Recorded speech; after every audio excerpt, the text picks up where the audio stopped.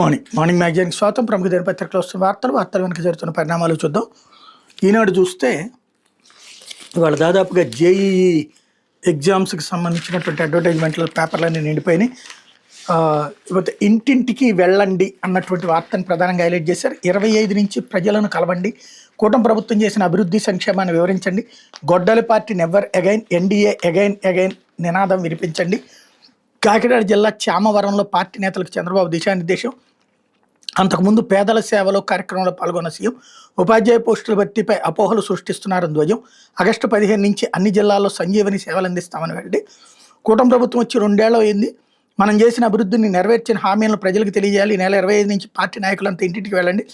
వచ్చే 3 ఏళ్లలో ఏం చేయబోతున్నా వివరించడానికి ముఖ్యమంత్రి చంద్రబాబు పార్టీ నేతలకు కార్యకర్తలకు దిశానిర్దేశం చేశారు. కాకినాడ జిల్లా తుని మండలం చామవరంలో సోమవారం నిర్వహించిన పేదల సేవల కార్యక్రమాల తర్వాత పార్టీ కార్యకర్తల సమావేశంలో చంద్రబాబు ప్రసంగించారు. ఎన్నికలు ఏమైనా మనమే గెలవాలి, స్థానిక సంస్థల ఎన్నికల ఘన విజయానికి ఐక్యంగా కృషి చేయాలి, ఓటర్లో ప్రతి నాయకుడు కార్యకర్త ఓటర్లతో మంచి సంబంధాలు కలిగి ఉండాలని శ్రేణులకు సూచించారు అన్నటువంటిది హైలైట్ చేశారు. అయితే తొలి 10లో 3 మనోళ్ళు.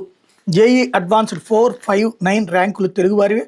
జేఈ అడ్వాన్స్డ్ టాప్ 10 ర్యాంకుల్లో తెలుగు రాష్ట్రాల విద్యార్థులు ఈసారి సత్తా చాటారు. 4, 5, 9 ర్యాంకులు దక్కించుకున్నారు. గతేడాది తొలి 10 ర్యాంకుల్లో కేవలం 10వ ర్యాంకే సాధించగా ఈసారి 3 మెరిశారు. హైదరాబాద్కి చెందిన మోహిత్ శేఖర్ శుక్లా 360కి 319 మార్కులు సాధించి 4వ ర్యాంక్ కైవసం చేసుకుని తెలుగు రాష్ట్రాల టాపర్గా నిలిచాడు. ఆ తర్వాత 318 మార్కులతో కూచి సందీప్ 5వ ర్యాంకు, 312 మార్కులతో మేడిశెట్టి నాగ సహర్ష 9వ ర్యాంక్ సాధించారు. ఐఐటి ఢిల్లీ జోన్కి చెందిన శుభం కుమార్ 330 మార్కులతో అన్నటువంటిది హైలైట్ చేశారు. ఇందులో విచిత్రం, వీళ్ళ వార్తలోనూ ఇదే దరిద్రం, అడ్వర్టైజ్మెంట్లోనూ ఇదే దరిద్రం.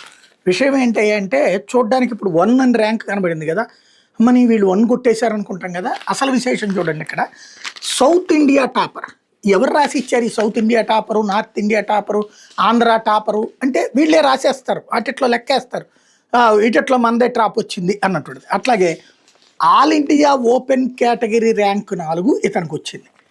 ఇతనిది కరెక్ట్ పాయింట్. అప్పుడు మరి ఆల్ ఇండియా ఓపెన్ కేటగిరీలో 4లో వచ్చినప్పుడు సౌత్ ఇండియా టాపర్ 1 ఎట్లా వచ్చింది అంటే 1 అనేది కనబడితే మనం మిగతా అన్ని చూడం, ఆ మధ్యలో అన్ని. అది ప్రజల్ని మోసం చేయడంలో కార్పొరేట్ విద్యా సంస్థల యొక్క స్పెషాలిటీ.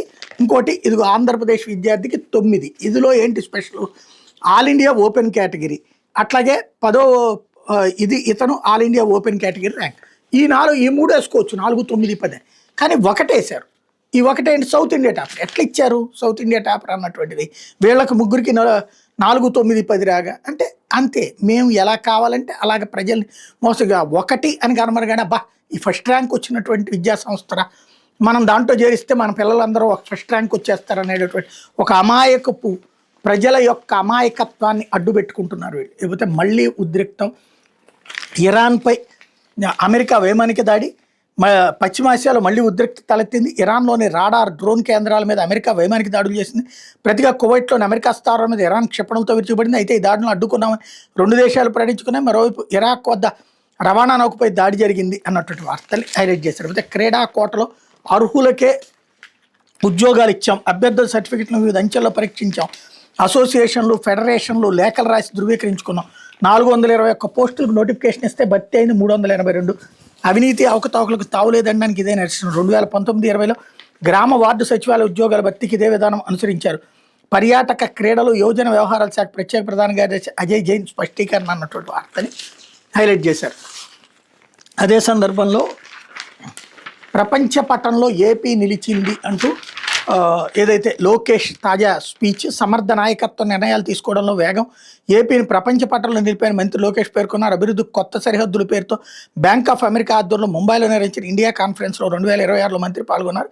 ఈ సందర్భంగా భారతదేశాన్ని భవిష్యత్తుకు సిద్ధం చేయడం, ఆంధ్రప్రదేశ్ అనుభవం అనే థీమ్ మీద నిర్వహించిన ఫైన్ సైడ్ చాట్లో పలు ప్రశ్నలకు మంత్రి సమాధానాలు ఇచ్చారు. కార్యక్రమానికి సమన్వయకర్తగా country executive India CEO Vikram Sahu వ్యవహరించారు.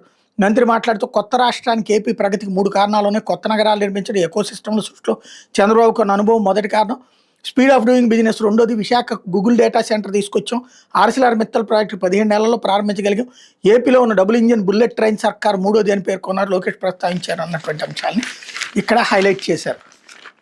ఇకపోతే సాక్షి వచ్చేటప్పటికి వీళ్ళకి ఇప్పుడు ఇవాళ నారాయణ చైతన్యాలు సాక్షికి కూడా యాడ్ ఇస్తాయి ఇవాటి వరకు, ఎందుకంటే వాళ్ళకి ర్యాంకులకు సంబంధించినటువంటి కాబట్టి పబ్లిసిటీ టాప్ సెకండ్ సర్క్యులేషన్ ఉన్నది కాబట్టి చెయ్యాలి. లేకపోతే 3 పేపర్లు వచ్చేటప్పటికి అన్ని అడ్వర్టైజ్మెంట్తో ఫ్రంట్ పేజీ, అసలు ఫ్రంట్ పేజీ మధ్య పేజీలోకి వచ్చింది చూడండి. ఇది ప్రస్తుతం వీళ్ళ ప్రింటింగ్ మీడియాల వ్యవహారం. చంద్రబాబు సర్కార్పై సమరబేరి, డిఎస్ అక్రమాలపై కథం దొక్కిన యువగళం, ఉపాధ్యాయ అభ్యర్థుల ఉక్కపిడికిలి, వైఎస్ఆర్సీపీ అభ్యర్థులను కలెక్టరేట్ల ముట్టడి, వినూత్న ప్రదర్శనతో దద్దరిల్లిన రాష్ట్రం, అక్రమాలపై సిబిఐ విచారణ జరిపించాలని డిమాండ్, మంత్రి లోకేష్ రాజీనామా చేయాలని యువగర్జన, పేపర్ లీక్, స్పోర్ట్స్ కోటాలో పోస్టులు అమ్ముకోవడంపై ఆగ్రహం అన్నటువంటిది హైలైట్ చేశారు. ఇందులో స్టూడెంట్స్ ఎవరైనా కనబడుతున్నారు ఈ ఫోటోలో? అందరూ వైఎస్ఆర్ కాంగ్రెస్ పార్టీ కార్యకర్తలు కనబడుతున్నారు. మరి యువతరం కథం తొక్కింది, ఏదో నిరుద్యోగులే వచ్చారు, ఉపాధ్యాయ అభ్యర్థులే వచ్చారు అన్నటువంటి కోణంలో రాసుకొచ్చారు. లేకపోతే అర్హులను తొక్కేసి అడ్డగోలు డ్రామాలు అన్నటువంటి వార్తని హైలైట్ చేశారు. డిఎస్సి ముగిసిన తర్వాత స్పోర్ట్స్ కోటా 3% హారిజెంటల్ రిజర్వేషన్ జీవోని ఎందుకు సవరించారు, మళ్ళీ రాత పరీక్షను ఎందుకు తప్పనిసరి చేశారు, క్రీడా సర్టిఫికేట్ డిగ్రీలు జెన్యూనిటీ ఎలా పరిశీలించారని మీడియా నిన్న స్పెషల్ సిఎస్ శాప్ ఎండీని ప్రశ్నిస్తే, ప్రభుత్వానికి పాలసీలు పర్మనెంట్గా ఉండవు, క్రీడా పాలసీ కూడా అంతే, క్షేత్రస్థాయిలో ఫీడ్బ్యాక్ను బట్టి పాలసీ మారిపోతుంది, అప్పటి పాలసీ ప్రకారం రాత పరీక్ష లేకుండా ఉద్యోగాలు ఇచ్చాం, కొన్నిసార్లు చట్టాలకు అనుగుణంగా ఉద్యోగ నియామకాలు చేపట్టాలి, శాప్లో ప్రత్యేక స్క్రూటినీ బృందాలు పెట్టి ఆ తర్వాత స్క్రీనింగ్ కమిటీ ద్వారా 1:5 నిష్పత్తుల జాబితా తయారు చేసాం, వాటిని వారం రోజులు వెబ్సైట్లో పెట్టి అభ్యంతరాలు స్వీకరించిన తర్వాత తుది జాబితా సిద్ధం చేసాం, 421 పోస్టులు కానీ 382 పోస్టులు భర్తీ చేసాం, క్రీడా సంఘాలు ఫెడరేషన్ నుంచి జెన్యూనిటీ సర్టిఫికేట్ తీసుకొచ్చాం, స్క్రూటినీ కమిటీలో ఆయా వర్సిటీల అధికారులు పరిశీలించి ఓకే చేశారన్నటువంటి వార్తని హైలైట్ చేశారు. విజయనగరం జిల్లాలో వెయిట్ లిఫ్టింగ్ క్రీడాకారుని ఒకరు తప్పు డేట్ ఆఫ్ బర్త్తో ఉద్యోగం పొందారని ప్రభుత్వానికి ఆధారాలతో సహా ఫిర్యాదు చేస్తే ఏం చేశారు? గతంలో పోస్టల్ శాఖ ఆమెకు ఉద్యోగం ఇవ్వడానికి నిరాకరించింది కదా, పోలీసులు సైతం ఆమె తప్పుడు జనం ధృవీకరణ పత్రాలతో మోసం చేసినట్టు ధృవీకరించారు కదంటే, విజయనగరం జిల్లా వెయిట్ లిఫ్టింగ్ క్రీడాకారిపై ఎటువంటి ఎఫ్ఐఆర్ నమోదు కాలేదు, ఆ జిల్లా ఎస్పీ సైతం దీన్ని ధృవీకరిస్తూ పత్రం ఇచ్చారు. సదరు క్రీడాకారి నేషనల్ గేమ్స్లో కాంస్య పథకం సాధించారు. ఆమె 25/1992 డేట్ ఆఫ్ బర్త్తో క్రీడల్లో పాల్గొంది. ఆమె స్కూల్లో డేట్ ఆఫ్ బర్త్ కూడా అదే. మేము క్రీడా సంఘాల ఫెడరేషన్ నుంచి సైతం జెన్యూనిటీ తీసుకున్నాం అని చెప్పారు. అయితే విజయనగరం జిల్లాకు చెందిన వెయిట్ లిఫ్టింగ్ క్రీడాకారిని 2 పుట్టిన తేదీలతో చలామణి అయినట్టు జిల్లా ఎస్పీకి స్పెషల్ బ్రాంచ్ డిఎస్పీ నివేదిక సమర్పించారు. ఎస్వీఎస్ మూర్తి అనే వ్యక్తి సదరు క్రీడాకారిపై విశాఖ రేంజ్ డిఐజీకి ఆధారాలతో సహా 19/2/2016లో ఫిర్యాదు చేశారు. దీని మీద డిఐజీ ఆదేశాలతో విజయనగరం ఎస్పీ విచారణ చేపట్టారు. విచారణ చేసి స్పెషల్ బ్రాంచ్ అధికారులు 8/4/2016 సదరు క్రీడాకారులు 25/1992, 10/5/1993 డేట్ ఆఫ్ బర్త్లతో చలామణి అయినట్టు ధృవీకరిస్తూ నివేదిక సమర్పించారు. తొలుత 10/5/1993 పుట్టిన తేదీతో 10/11/2010 పాస్పోర్ట్ పొందగా తర్వాత 6/8/2015 5,000 జరిమానా చెల్లించి పుట్టిన తేదీ 25/1992తో కొత్త పాస్పోర్ట్ పొందినట్టు వెల్లడించారన్నటువంటి వార్తని హైలైట్ చేశారు. ఇకపోతే సుప్రీంకోర్టుకి 5 కొత్త న్యాయమూర్తులు అన్నటువంటి వార్తని హైలైట్ చేసి, దేశ అత్యున్నత న్యాయస్థానానికి 5 కొత్త న్యాయమూర్తులు నియమితులయ్యారు.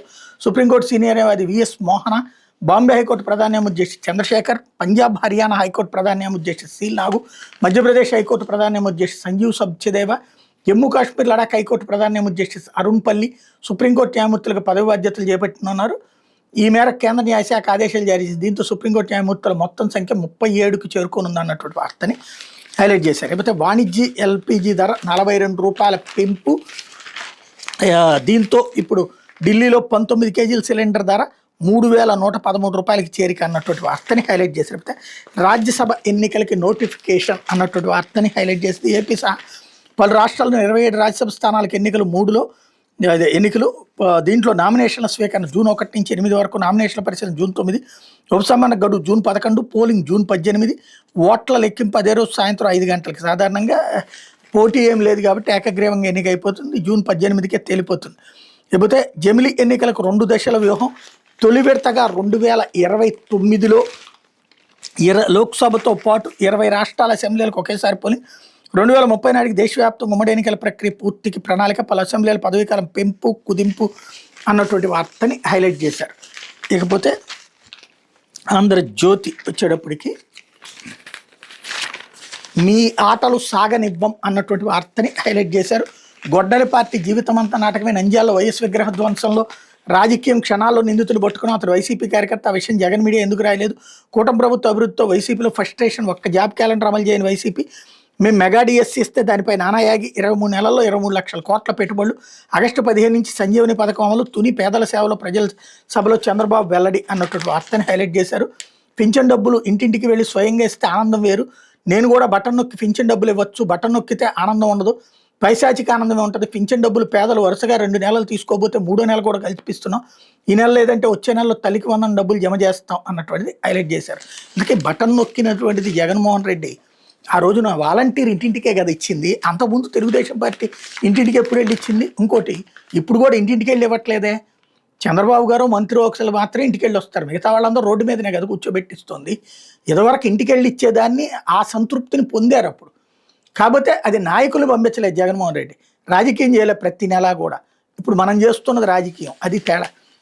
కాకపోతే మా ప్రాణాలు ముఖ్యం కాదా అంటూ బెంగళూరులో గవర్నర్ కోసం ట్రాఫిక్ నిలిపివేత, కాన్వాయ్ వెళ్లే రోడ్డుపై బయటించిన గర్భిణి భర్త, భార్య చికిత్సకు ఆలస్యం అవుతుందని ఆవేదన అన్నటువంటిది హైలైట్ చేశారు. లేకపోతే బీజేపీకి అన్నామలై గుడ్ బై అన్నటువంటిది హైలైట్ చేశారు. కొత్త పార్టీ ఏర్పాటుపై 15లోగా ప్రకటన, 4 మద్దతుదారులతో భేటీ, పెరుందురై ఉప ఎన్నికలో పోటీకి సిద్ధం, జాతీయ అధ్యక్షుడితో భేటీకి ఢిల్లీ పైన అన్నటువంటిది హైలైట్ చేశారు. తిరుమలకి 25 లక్షల మంది, మే నెలలో రికార్డు స్థాయి దర్శనాలు, తలనీలాలు సమర్పించిన 12.19 లక్షల మంది.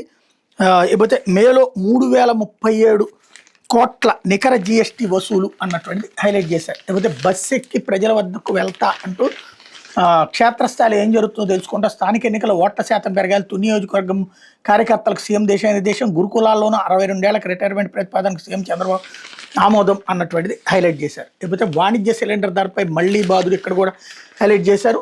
42 రూపాయల పెంపు, 3113 చేరుకున్న ధర, 5 కిలోల సిలిండర్పై 11 రూపాయల పెంపు, మారని గృహ వినియోగ సిలిండర్ ధర, అంతర్జాతీయ విమాన సర్వీసుల ఇంధనం ధర కిలో లీటర్ $400 పైగా తగ్గింపు అన్నటువంటిది హైలైట్ చేశారు.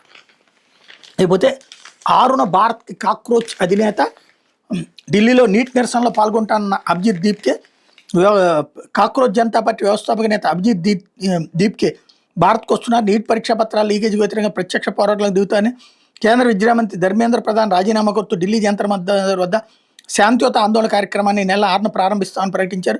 ఈ మేరకు ఎక్స్లో పీటీఐ వార్తా సంస్థకి ఇచ్చిన ఇంటర్వ్యూలో పలు వివరాలు వెల్లడించారన్నటువంటి వార్తని హైలైట్ చేశారు. లేకపోతే సిబిఎస్ఈ జవాబు ప్రార్థనలు, ఫోన్లతో స్కానింగ్, టెండర్ నిబంధనలు మార్చి విద్యార్థుల జీవితాలతో ఆటల అంటూ సిబిఎస్ఈ జవాబు పత్రాలు మొబైల్ ఫోన్లతో స్కానింగ్ చేశారు. కాంగ్రెస్ నేత రాహుల్ గాంధీ సోమవారం సంచలన ఆరోపణ చేశారు. టెండర్ నిబంధనలు తొంగలో తొక్కి ప్రైవేట్ సంస్థకు లబ్ధి చేకూర్చేందుకు కేంద్ర ప్రభుత్వం సిబిఎస్ఈ బోర్డు కలిసి విద్యార్థుల జీవితాలతో ఆటలాడేందుకు ధ్వజమెత్తారు. సిబిఎస్ఈ ఓఎస్ ప్రక్రియలో లోపాలను ఎత్తి చూపిన పలువురు 12వ తరగతి విద్యార్థులతో ఆయన భేటీ అయిన వీడియోను ఆయన ఎక్స్లో పంచుకున్నారన్నటువంటి వార్తని హైలైట్ చేశారు. ఇది దినపత్రికలో వచ్చిన వార్తలు వెనకాల జరుగుతున్నటువంటి పరిణామాలు.